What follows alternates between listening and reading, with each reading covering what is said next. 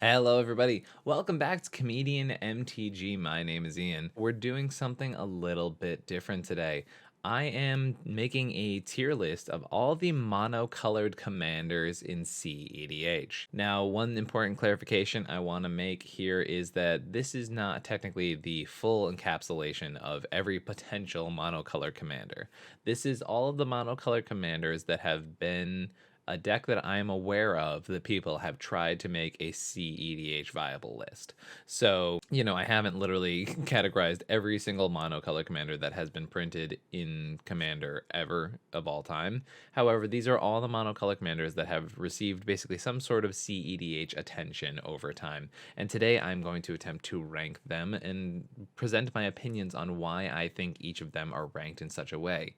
Now, I'm going to keep this tier list to a point where, for example, today, I don't think I'm ever going to put anything in the S rank because I don't think monocolor commanders are capable of ascending to such a rank.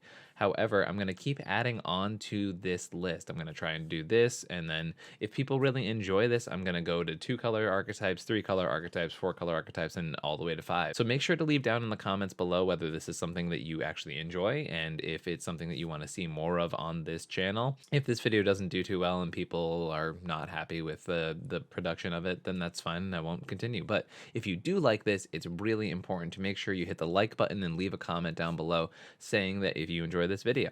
All right, everybody, without any further ado, let's break down how I'm doing this ranking. We're doing a pretty basic system. The S tier is like the archetypes of the format that are on the top that are consistently performing in the hands of competent pilots and that are going to continue to take wins because they're just some of the best things you can be doing in the format. The A rank is going to be a lot of just like the top archetypes in the format, but not something that soars above the rest. Just a consistently performing archetype, one that does what it needs to do and does it well. B rank are usually going to be very strong archetypes that maybe have a few fundamental flaws that keep them above, or keep them from going up to the A or S rank. C rank are going to be archetypes that are what I would define as just categorically average. They're not kind of special in any way. They're not consistent performers, but they are, archetypes and decks that are going to just do just well enough. They are competitive decks and they sort of just do their thing. The D rank, I'm actually even gonna change this to differentiate it from heavy fringe. I'm gonna just change the D rank over to archetypes people play that I'm suspicious of. And the reason I'm going with that nuanced description is I think the D rank would end up being something like that anyways. But then below is heavy fringe, which is technically speaking, I could see someone playing this on a cEDH viable level, but it would be one that I would never bring to a tournament that I would think can steal a game, but then or just barely viable. That's what I would put in the heavy fringe category. I don't want to call anything here unplayable because, first of all, I think would be kind of arrogant on my behalf to assume an archetype isn't playable in a certain setting. And then also, there are innovations that people are working on with decks and archetypes that bring things out of a specific space or a specific sphere. And calling something unplayable feels like first of all, a very bold assumption that I would be the person to call an archetype unplayable. And then second of all, it feels just a little strong for verbiage. So that's why I'm kind of going with a heavy fringe as the last category there. All right, so let's go through. They're not in any particular order. I think they were literally just in the order that I sort of train of thought remembered them while I was going through Scryfall and checking the database and whatnot. So first of all, we're going to start with Zada Hedron Grinder. Zada Hedron Grinder is a really cool card. It's super explosive in mono red. It was like one of my first casual decks that first ever pushed up into a high power space, and not even with really trying, just because of the fact that Zada, when it does its thing, it can really sort of explode. The problem with Zada is that it's extremely inconsistent. I was even looking into drafting it for the MLC this year, and because I missed the deck and it looked really fun, and I just tried playing a few hands with it, and it was like, yeah, you could get out the turn 2 Zada, but then you wouldn't have a pump spell for your creatures that would draw you a bunch of cards. or you wouldn't have the creatures to like copy off with Zada. So it ended up being rather unfortunate, and the archetype really wasn't that great. So I'm unfortunately, despite loving this deck, gonna put it in it's probably the heavy fringe category. It's really cool. It's really fun. I would almost put it in archetypes people play that I'm suspicious of, but I have also played it, so I don't think it can officially put in that category. But it's somewhere between these two. But we'll call it heavy fringe. Brawl. So maybe a year and a half ago, I would have put Brawl in heavy fringe. But thanks to Noobzors, one of the co-hosts of the Into the North podcast, he's done a lot of innovation with making Brawl a playable list again. He actually took it to, I believe, the top 16 of one of the tier 1 con qualifiers or the semifinals. I don't remember if they were doing top 13s at the time, but he actually has done some work on it. And I know there's a couple other folks who have put in a good amount of work, but obviously that's the most public figure I hear talking about the archetype. So for me, I'm going to put it into the C rank category where, it is a deck that people could play in a cEDH pod. And I think that's totally fine. Naru Meha is a really interesting one because Naru Meha is such a cool card, and it's such an interesting, unique archetype where you have this straight up 100%, I play at instant speed, I counter the spells thing. But unfortunately, the way the deck is positioned, it just doesn't do really well into what we currently have set up in cEDH. Like, you can't really afford to just island pass and not develop any mana. The combo is really obvious when it goes off. Yeah, it just sort of is unfortunate that, like, none of the things you want it to do really line up well. So, gonna have to unfortunately put this one into archetypes people play that I'm suspicious of, because it's just, I don't know, I just don't think it, yeah, I mean, basically heavy fringe. I think, so archetypes people play I'm suspicious of, I really want to reserve for things that people insist is a lot better than I think it is. Now, the next one is Ryoni Fire Dancer, and I know there is currently a list on the Brewer's Corner right now that I want to check out, because right now I feel like I would give a completely uneducated opinion on this archetype. So let's check it out. So what we have here is a classic Ryoni list. For those who don't know, it does go infinite with Combat Celebrant, which is pretty cool, and I'm not sure if it does go infinite with Lightning Rig Runner. Probably with enough Lightning Rig Runners, it would go infinite. Yeah, I think you need 3 of them. 1, 2, 3, 4, 5, 6, 7, 8. So you need 4 of them? Interesting. So it does go infinite with those cards, because if you make enough Lightning Rig Runners, they make enough energy when they attack to give you extra combats. And then I think a lot of the deck seems to be a lot of these instant sorcery. You cast a bunch of them, you get Ryoni to trigger, and that seems to be it. I haven't seen this deck in action in a long time. I know a friend of mine was playing them like way back, back when basically Ryoni was first printed last year, and the archetype was relatively underwhelming. I do love the inclusion of Fanatic of Mogus here. That's pretty cute. And Humble Defector. There's a lot of really cool, unique stuff here, and I'm a huge fan of Mono Red. But my instinct tells me that with a 5-drop commander, you have to get on the battlefield pretty early, and then you have to cast a bunch of instants and sorceries, and then you have to also have one of these creature copy payoffs, or you just have to have Combat Celebrant. With that, with the consistency of Mono Red unfortunately being pretty poor, it strikes me as an archetype that would probably fall under this heavy fringe category, just because Mono Red is really hard to actually make work on a consistent basis.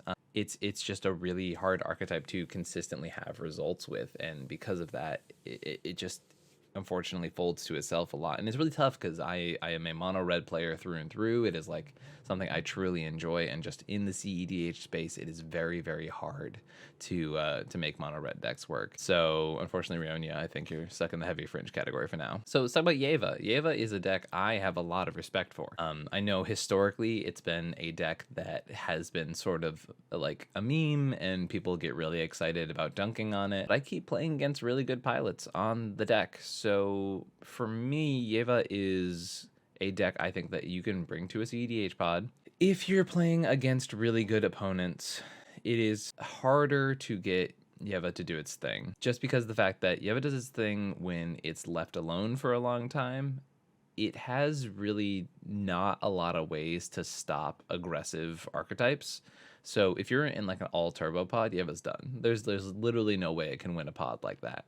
But in like mid-range pods or stacks pods, I think this deck has a lot of potential, and a very good pilot with this list can capitalize upon many scenarios with it. So for that, it's definitely one of my first ones in this C/B range. I think it's gonna stay in C, but I am tempted to keep it towards the higher part of C, if not the lower part of B. And I guess while I'm doing this, I know a lot of people really enjoy when people rank them in their categories alone, so I'll probably rank it like this, with Yeva being the highest place so far. Zavala. Zavala is like historically a deck that does really well. I've just seen it fold so easily, and unlike Yeva, is completely commander centric. Zavala is just powerful, right? Like, it is hard to argue that Zavala is not a powerful card, and the power of Zavala, the card, really overcompensates for how bad the deck itself is. So that being said, I think it's a strong green option. I'm now noticing, sorry down here, there are going to be a couple repeats down here. For some reason, when I loaded them in, the images doubled up, but that's anyways. But because of everything I said there, Zavala, I think it's had enough consistency to once again stress me out in this B to C tier.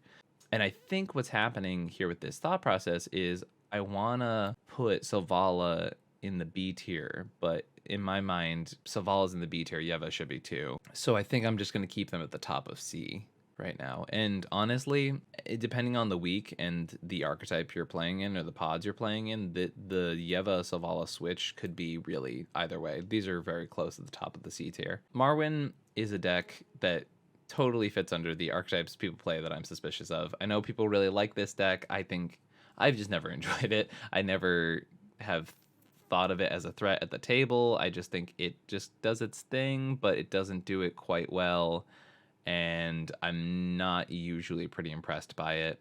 To me, it's bad Zavala, and that's basically it, unfortunately. Magda. So Magda, obviously, there's going to be a lot of debate about. The reasons I am higher on Magda are mostly because the win condition is in the command zone for the most part. There is never a scenario in which you are not making treasures and able to activate Magda to eventually get you to a win. Now, what I've been seeing lately is people very heavily overcompensating against Magda after Koibito's performance at Monarch's event. So Marchesa 22 was the 7-0 Magda performance, and since then I have been playing the list just because it's fun and it's mono red and it's a playable mono red deck in cEDH, and unfortunately people have been very aggressively overreacting to just even you getting to 5 treasures, and because of the 1 card win con potential,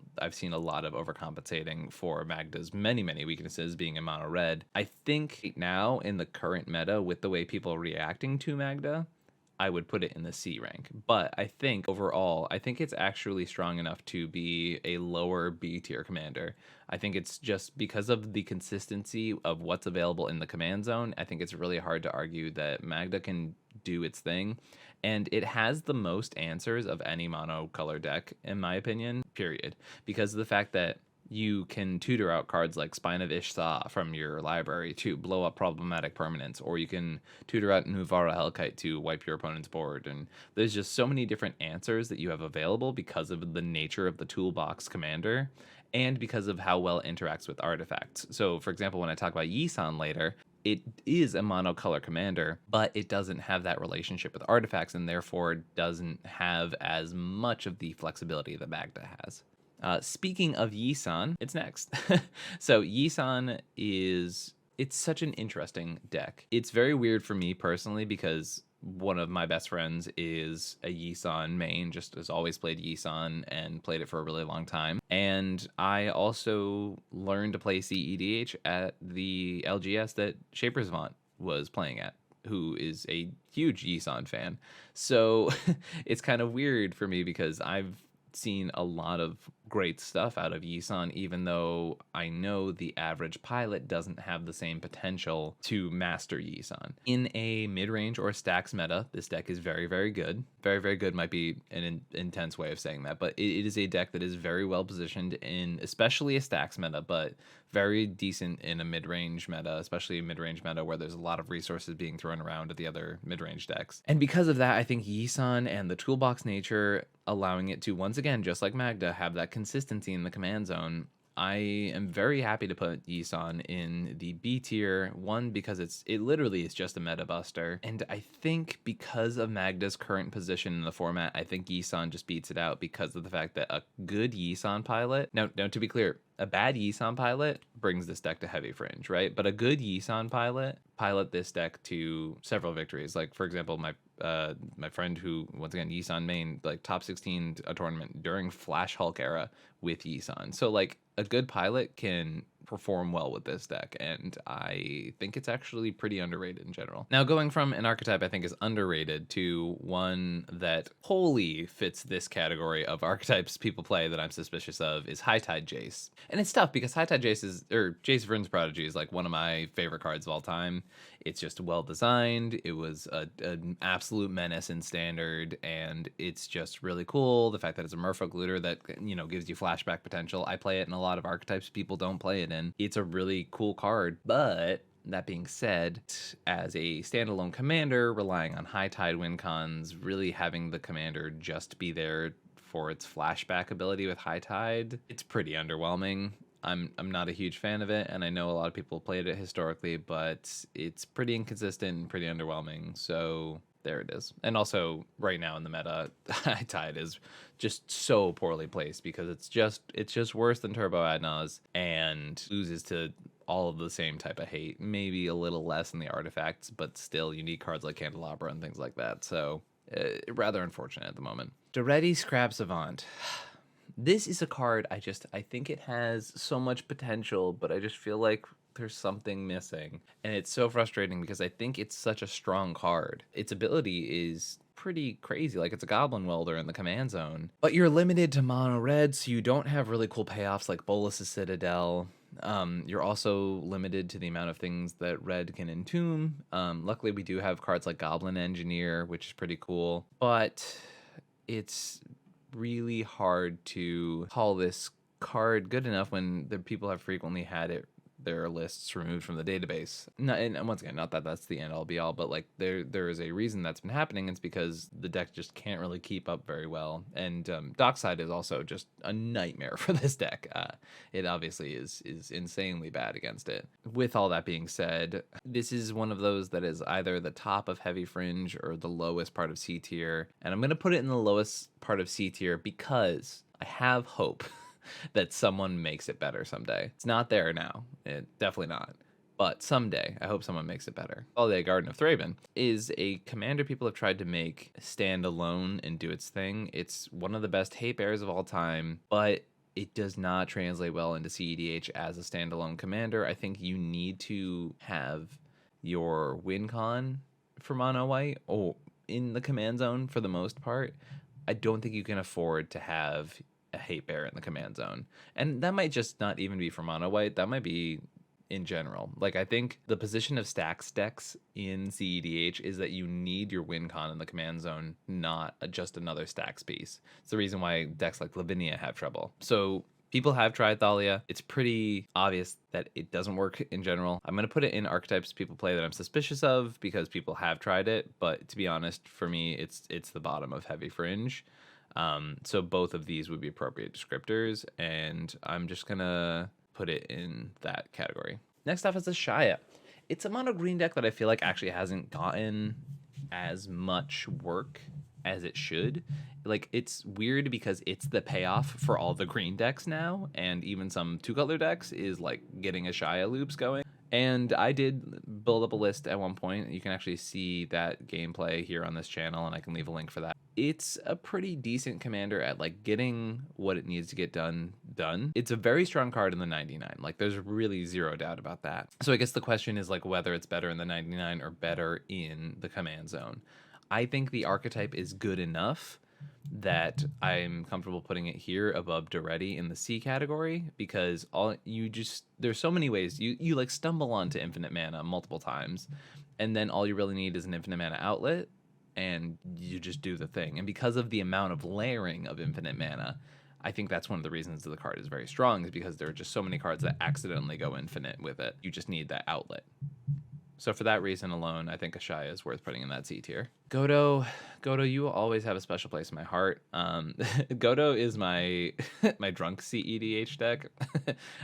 It is, yeah. I mean, whenever I'm drinking with people and playing cEDH, I whip out Goto, or at least I did when I still had it together. But there was a while during the pandemic where people got bored. But Goto is a good deck. It's no matter how badly it's positioned in the meta, which right now it's not in a great place. But no matter how badly Goto is positioned, it still has the potential to shift games around when it's there. I want to put it higher than I think it deserves, probably instinctually. So for me, I'm going to put it at the highest part of C tier. I would love to put it at the bottom of B, but specifically because of how badly it's positioned at the current moment, I can't feel comfortable putting it any higher, because it just, once again, it loses to all the stuff that Adnaz loses to, and it loses to spot removal and a bunch of other stuff. But it also just has the chance of winning turn one, which I've seen it do multiple times with good pilots. So it's such a tough thing to say, because Goto is such a cool deck. It has a giant upwards potential, but it's also a mono red deck that relies upon speed. And because of that, it can never be like truly ascended to these higher tiers. Okay. Bergi, God of Storm. Now this card's really interesting because I was pretty low on this deck for a while, but then I saw people like Drake Sasser playing it, people like Sage playing it, and saw the list in the database that had a reasonable amount of consistency, and I was pretty impressed by it. It is just a mono red Storm deck, and every conversation I've had earlier about a mono-colored deck that suffers to the same things that Ad Nauseam suffers to, it's just as many times here as it was beforehand. Now, Bergi in the command zone being the mana outlet or being the card draw outlet is pretty cool, and it's really strong for a monocolored archetype. That being said, this might be the argument to put Goto into the B, because the thing is, I would play Goto in a tournament before I would play Bergi. Yeah, okay. That's the move. Is I'm going to put Bergi at the bottom of B tier, because that feels like exactly where it is. And Goto just really at the bottom of B tier as well, but just above Bergi. Bergi's cool. It does a lot of really explosive stuff. It can do the nonsense where you also win on turn one, but I just think Goto's more consistent. Yagmoth is a deck people play. I don't know what to say about Yagamoth. I really don't. It's a deck that has a bunch of really weird -1 counter combos, and it's really good against like the stuff that Hapatra used to be good against, where you're playing in these like insular creature metas. But those metas are really aggressively good against like the turbo strategy, and I've seen a lot of Yagamoth decks trying to win with things like Peer into the Abyss, so it's weird that it's sort of this anti-creature deck that also leans into strategies that fold to creature decks, or just like stacks decks in general. So like leaning into the thing you're supposed to prey upon in the command zone seems really weird and kind of contradictive. This is definitely an archetype that I'm quite suspicious of. Not nearly as bad as Thalia, and Jace's way, probably like that, is where we're at. Yeah, Yagamoth is interesting. So Arkham Dagson. A lot of people call this archetype dead after the Paradox Engine ban. I have had a lot of contradictive experience against that. I played against it in the top 16 of Marchesa 2021, and the pilot was very good and played very well, and obviously enough to get into the top 16 of the largest cEDH tournament of all time at that time period. And I also have been playing at a local cEDH meta where there is a person who just only plays Arkham Dagson, and that's like their main list, and they performed really well in it. They beat me in the top 4 against another Dawnwaker list and one other player playing Blue Farm, and they won the entire tournament. I should say it was a 40-person tournament, and they took the whole thing down with Arkham Dagson, and then they got in the top 16 of the next tournament that store had with that same list. So maybe I am running into a higher than average Arkham Dagson opponent quality, but I'm happily putting it above Brawl and probably right under Yeva in this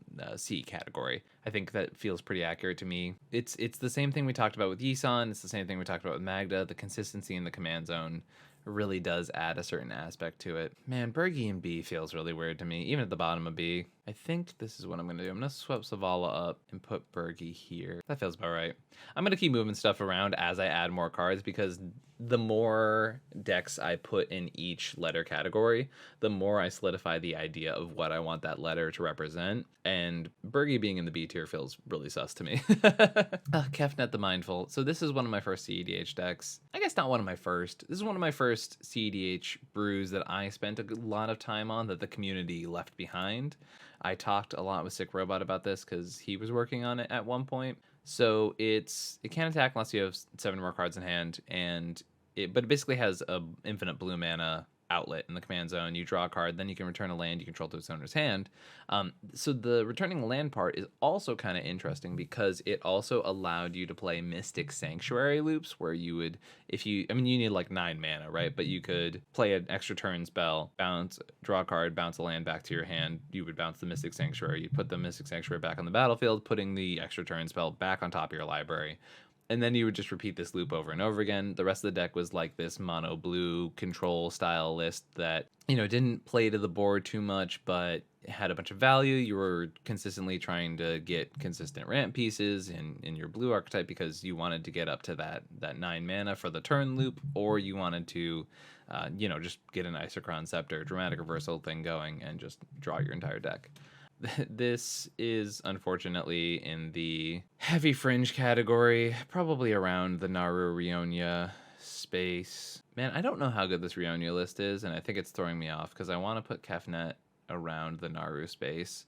All 3 of these I would say are very close, but it was definitely one of those archetypes that I did win games with. It was really fun to play, but it's definitely a fringe cEDH archetype. It's definitely not bad enough to not be called cEDH, but it's definitely not good enough to be a consistent cEDH list. Crick, however you say it, son of Yagmoth, is probably one of the best mono-colored commanders out there right now. There's a lot of work being done with it, and it's actually really, really solid. That being said, it is still a monocolored commander, definitely has its faults, but there's a lot of stuff with like these graveyard loop things that are happening.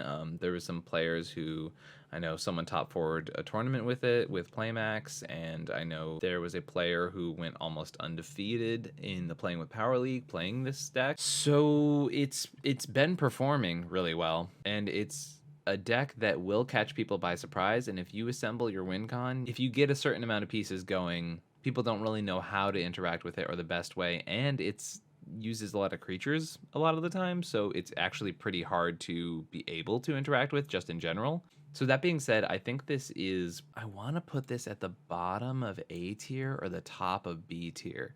I'm like actually pretty high on Crick. I think it's very underrated. I'm gonna put it at the top of B. It's really hard to put a monocolor deck in A or S tier. It really is. So when I add to this list, if I'm going up to 2 to 3 color archetypes, then maybe we'll talk about where to put Crick when there's more to bounce off of. But right now I'll put it at the very top of our list right now, which is the top of B tier. And for a monocolored archetype, pretty solidly holding the top of B tier seems about right. Orvar is really cool. It is a list I have seen do some really cool stuff. It once again falls to the problem of failing to the same stacks that Turbo Ad Nauseam fails to, and having less options than Turbo Ad Nauseam. Now, don't get me wrong, it has a lot more play in that space because there's a lot of nonsense you can do with like Mystic Sanctuary, getting back your copy spells, and then like making copies of your lands 1 per turn, as opposed to needing to play all your spells all the time on the same turn. That being said, the win cons still do need to have that happen. That being said, it's one of those decks that you have to invest into getting your commander out early, and if you do that, you're going down cards in hand, and it's a mono blue deck, and it's kind of weird because you need certain cards in your hand to be able to combo off, but you start really expending a lot of value if you're using your counter spells. So for me, Orvar is like a solid B tier. That being said, it's probably the worst on the B tier that we have right now. Feeling pretty confident about that. It's really tough because Berkey, I don't like Berkey a lot. I know a lot of people have done well with Berkey and have really solid performances with it, but for me, I want to throw it all the way back to like the middle of C. I'm just trying to be generous to other people's opinions on the deck.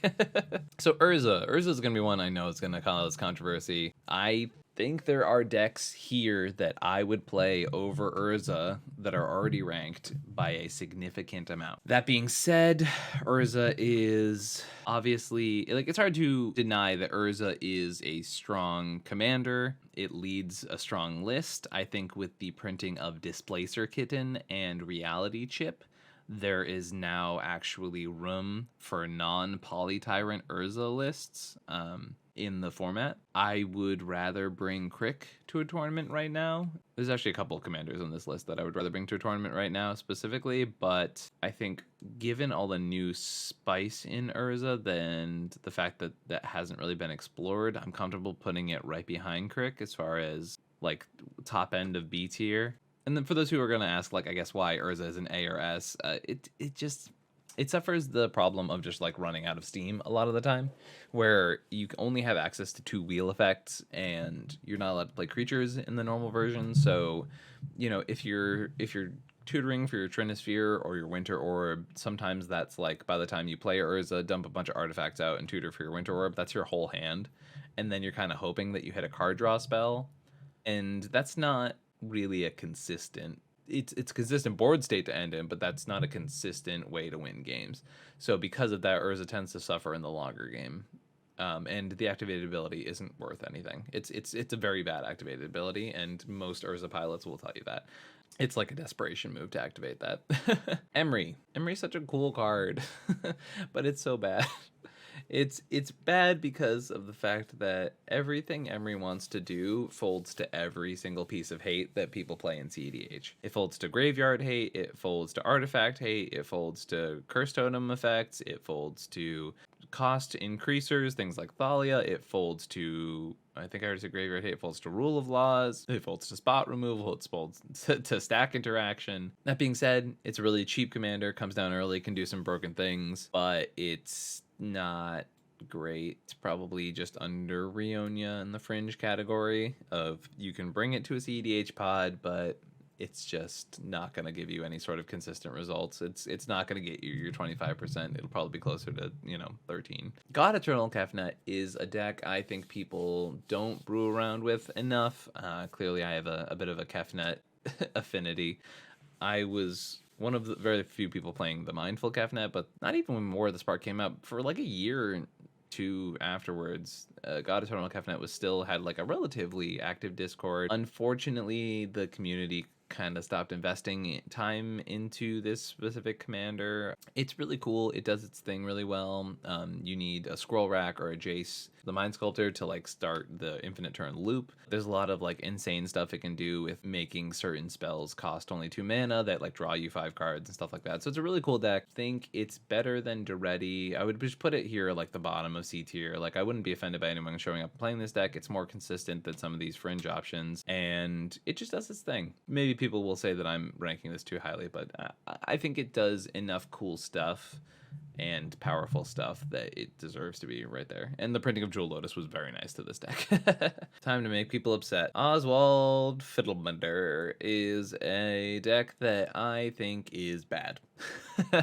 It's the epitome of archetypes people play that I am suspicious of. Probably better than Yagmoth, but I just think Oswald is such a bad commander, and people are really into these overcomplicated lines with it. It's not an artifact itself, so it's harder to untap. The fact that the activated ability on it uses a white mana instead of a colorless is atrocious. It just makes the deck so much worse. There's not enough artifacts that cleanly go up a certain line and just win the game. And because of all that, I've never been impressed by the archetype at all. And every time I see someone play it, they just feed the game to whatever stacks deck can break parity with it the best, or whatever mid-range deck is in the pod that's also there. Like, it's so inconsistent, and it takes forever to assemble a win con, and it forces people to play bad cards, but bad cards that, unlike a deck like Winota or Zavala, like the payoff for the bad cards just isn't there. So yeah, I'm very unimpressed by Oswald. I think it's a little better than Yagmoth, because Yagmoth is just, it's not great, and Thalia is basically unplayable, but that's where we're at. All right, Azami. Azami's so hard for me because I really wanted to like Azami when I was playing it. Shout out to Cole, aka Thunderfarts, who is just like an Azami aficionado who was so nice to offer to like play test the deck with me and like go through lines and stuff like that. Problem with Azami is that unlike stacks decks that get paid off for their creatures, a lot of the wizards in Azami don't have like a huge payoff, and then they're kind of dead cards until you get the two blue to play Azami, and Azami herself is a 0/2. So you're in this weird position where you're playing creatures, but they're not stacks creatures, and also you wanna be like a reactive blue deck, and you want to hold up counter spells, but then you have to tap out for this 5-mana commander, and Jewel Lotus is like your godsend, of course. Then until you get Azami out, your deck is just sort of floundering and like being bad at getting card advantage. I like the deck a lot. I think it's a mono blue deck with an Isochron Scepter outlet in the command zone.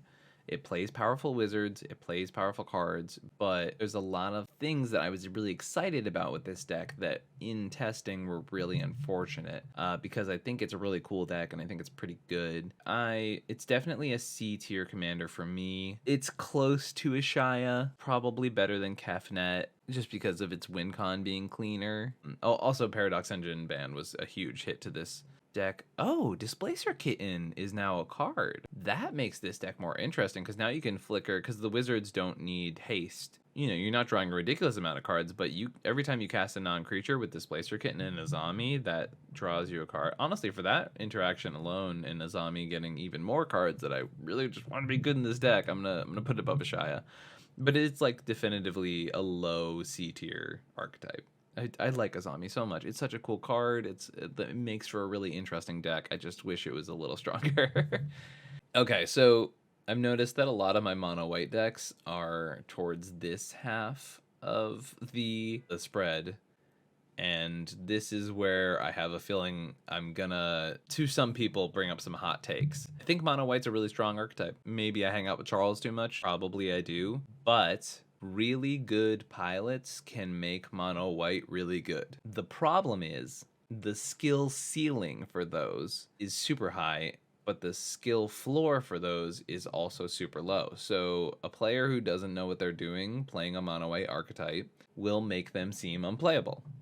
And a player who knows what they're doing on a mono white archetype will make a mono white deck seem like it's unbeatable. So Elesh Norn is, Ivaldi calls this, Charles the mono white guy calls this the training wheels of mono white decks. For me, as much as it jokingly is the training wheels, to me it also is the most consistent of mono white decks and the easiest to be adopted as far as win cons in the command zone. So you just play some stacks creatures, and then you play an Elesh Norn, and then you win the game, is kind of the gimmick. And then suddenly you go, okay, but what if you remove it? But I've literally been in pods with the Elesh Norn archetype where they play it for 11, they play it for 13, because the game just gets drawn out that long, and they build the deck so that they can consistently hit those land drops. So yeah, I think Elesh Norn is actually very good. I would put it somewhere in the B tier. And this, I know for a fact, is going to drive some people crazy, because I'm thinking about it in comparison to decks like Goto and Zavala and Magda. This one I'm going to put a little higher than the other ones because of the fact that it is more digestible to the average player. Anyone who's decent at stacks, specifically, can do well with Elesh Norn. And I said decent.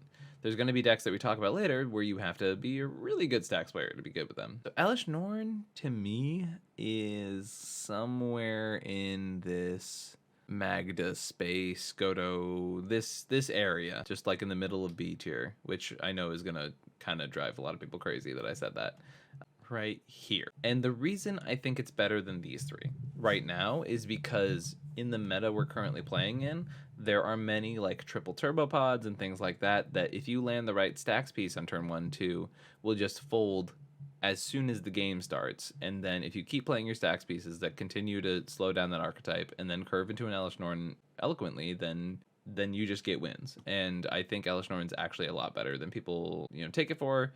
The problem is a lot of the best brewers from Mono White, specifically Evaldi, doesn't put his decks in the database, and that's not necessarily like a problem or an issue, I guess, but people don't have access to them as much, and they're not good decks to learn on, but they are good decks to express one's mastery of the understanding of cEDH on, and because of that, I think it goes here. Adaline is in a similar boat.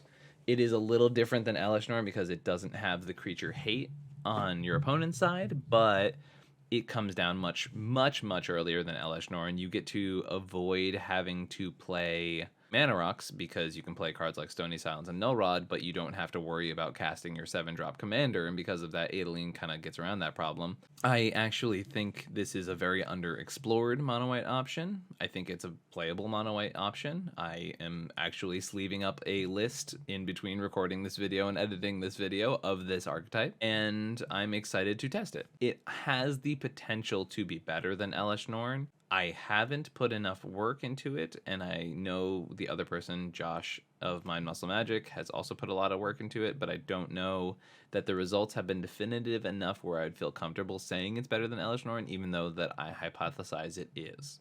So for now, I'm gonna put it at the top of C tier, somewhere around the Yeva space, and hopefully with more people looking at the deck and playing it, it will prove to have the results of something like an Elesh Norn or other decks we're going to talk about later. So Teshar suffers from the Emery problem that we talked about earlier, where it folds to every kind of hate. This one doesn't as badly fold to Curse Totem, and in fact I know of Teshar pilots who have played Curse Totem inclusion builds, but it folds to graveyard hate. It very much folds to artifact hate. It throws games away when there's a dockside on your opponent's side of the battlefield, and it's extremely commander centric. So it suffers to a lot of hate in the format. And the difference between this and Emery is Emery has a lot of trouble tutoring their win conditions because of the fact that the win conditions in Emery are usually like creatures that untap Emery when it does its thing. There's not artifacts that do the Emery thing. I think that deck would be like infinitely better if there were artifacts that did the win condition thing that it needs to do. But Teshar doesn't have that problem because of how much layering actually goes into the overlapping combos of the deck. There are a bunch of different combos that Teshar can have that are just like, all right, I have one thing that sacrifices, one thing like a Lotus Petal that makes mana, and then suddenly you're like, okay, this thing sacrifices, I'll bring back the Lotus Petal, brings back the dude, and then go back and forth and back and forth and back and forth, and I have infinite mana, and I've always had this Walking Ballista there the whole time, or stuff like that. And it sounds like a lot of moving pieces, but because of the redundancy and the layered nature of these artifacts in the deck doing the same thing over and over again, I think it's actually a little better than it sounds. Like it is much easier to just sort of stumble into a win. Because of that, I actually like Teshar in the C tier. I think it's a little more proven than Asshai and God Eternal Calfnet. It's put up enough results where I think it can do its thing. It's close to Azami. I think there's like a really heavy divide in the middle of C tier when we hit like Brawl and stuff, but I think it's a little worse than Azami, but it might be more consistent is the problem. But it definitely loses to way more hate. It's another deck also that like a good pilot makes this deck look way better. I'm gonna put it above Azami for now because I'm pretty sure it's actually performed better historically than Azami has, but it's close. All right, Mono White Ad Nauseam, Ao the Dawn Sky. This deck got a lot of hype when Kamigawa first came out, and it's kind of a shame because I really like the deck, but everyone who got really excited about it when the set came out has kind of moved on past it. It's a little awkward because it's a Mono White stacks deck that cannot afford to play Stony Silence or Null Rod because it's extremely artifact heavy. It's really solid into a mid-range meta, I would say, but it doesn't get to do the thing that the other mono white stacks decks do, where they get to just like play every stacks piece, right? It doesn't get to do that. It just gets to play a good amount of the stacks pieces. It gets to play Rule of Laws specifically, which is a big thing. But then it also has this weird contradiction where like when you're comboing off, you can sacrifice a piece that's holding your opponent's back. But at the same time, the way the deck works, I know there are ways in which you can... Charles has been talking about ways in which you could like go off at split-second speed. I don't know the exact lines and how you do that, but he made a giant thread about this at one point. You can follow him at the Mono White Guy on Twitter.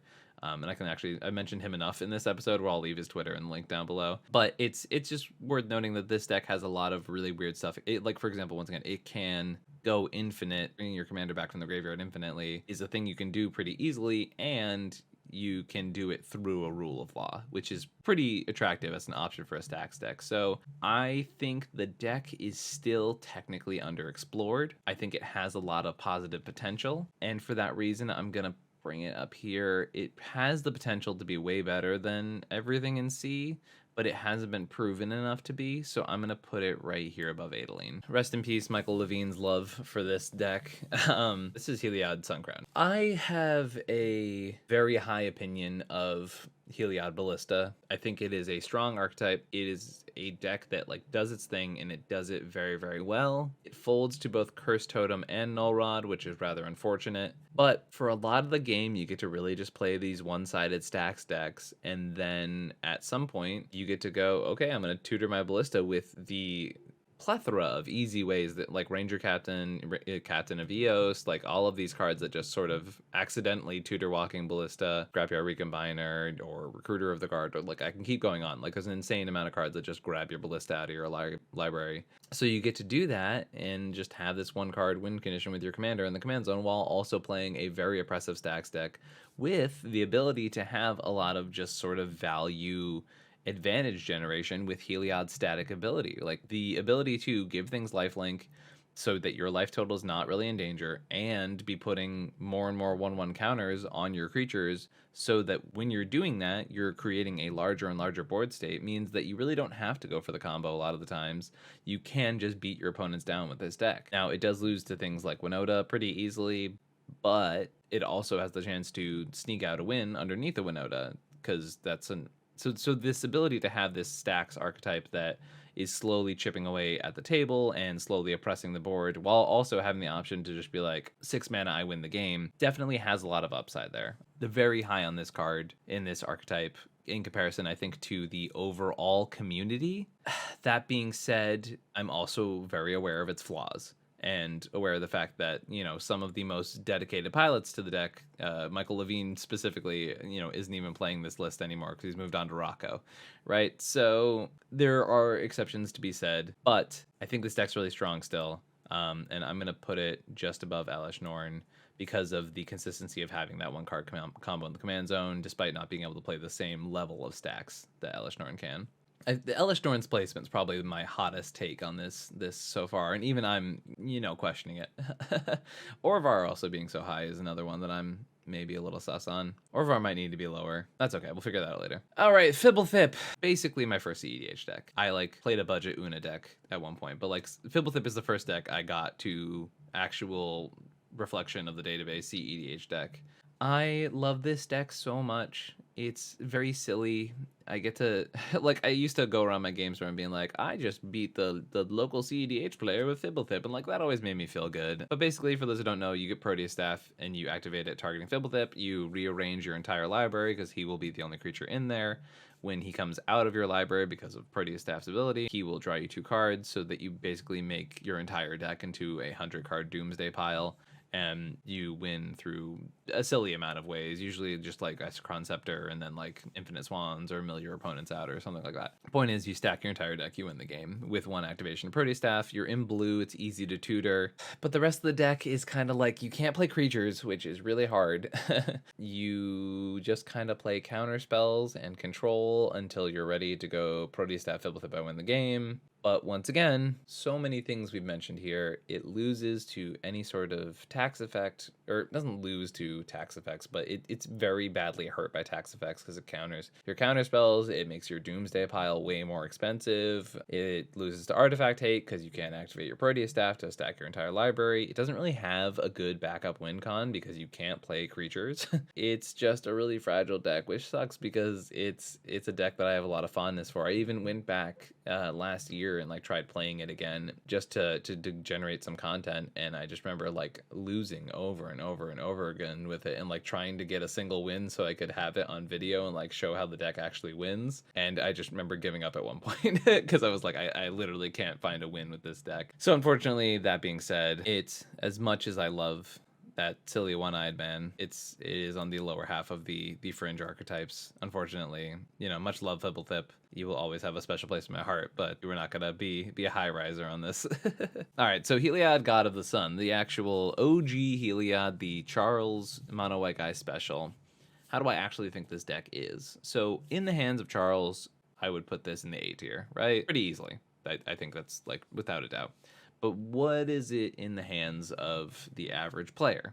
Now, do I think that someone like myself with a lot of stacks experience could pilot it well? Yes. Or someone who, you know, works with Charles frequently and stacks archetypes? Yes, I think they could pilot it to a decent finish at any tournament they brought it to.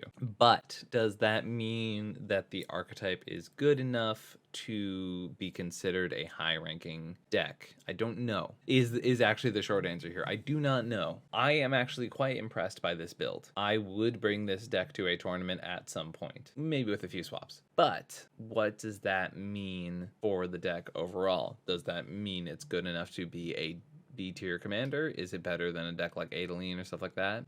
I think with the fact that it is not digestible by a lot of players, that brings the deck down a lot. Now, the fact that it is a deck that can perform very well in the hand of good players is weird. I think this is the nail in the coffin that's really making me bring Orvar down to C tier, because it sort of illustrates my entire point here.